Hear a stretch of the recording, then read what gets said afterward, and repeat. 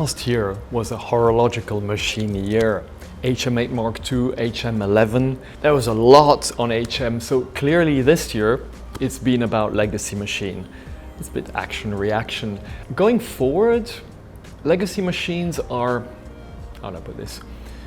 When we create a legacy machine, we would like to think that our forefathers, those who created the most beautiful pocket watches of the 19th century or the 18th century, would look at it and say, not bad, you did well. Those people who invented what we did. So we either, like with Stephen McDonnell, really revolutionize calibers which exist, or we bring them to another level, or we do something which would, I believe, make everybody proud. Legacy machines are going to evolve like everything we do, and there will also be not only legacy machines. There is a point where maybe there'll be something else than just HM, LM and MAD editions. So last year was very much a horological machine year. HM8 Mark II, HM11, it was a seriously HM year. So of course this year we tended to have LM year with the sequel of the sequential, with the incredible flyback that Stephen McDonnell worked for 2 years on. So you're going to see a lot of things happening. There are a lot of things happening all the time with us. But this may be not only legacy machines, there'll be other concepts coming up in the future, because now we're taking even more risks than before. And I had a basket of ideas that I created in the last 10 years, which I didn't know what to do, which were not HMs and not LMs. And I said, well, I can't do this because we're already all over the board, and now you're going to see other concepts coming out, not this year, next year, and others. I'm so looking forward to the years to come.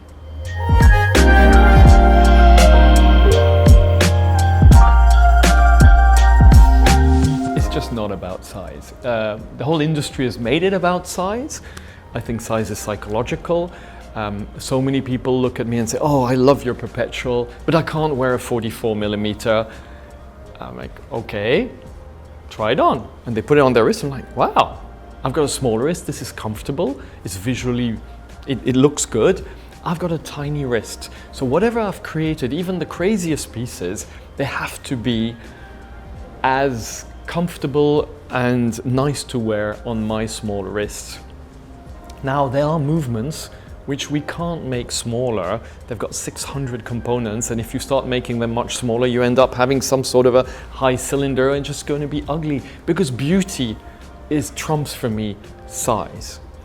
Now, saying that, there are projects we've got in the pipeline which they're parts of the watch industry or watch world that we haven't tackled, and you're going to see some big risk taking, which also means maybe a smaller size, how to do something very interesting in a smaller size.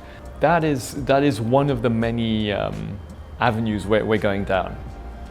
At the end of the day, if you look at a flying T, look at the Cœur de Rubis piece we did for PMT, the Hourglass, that piece has been something which we never expected success, and everything is pre-sold of all the flying Ts, and now men are buying them.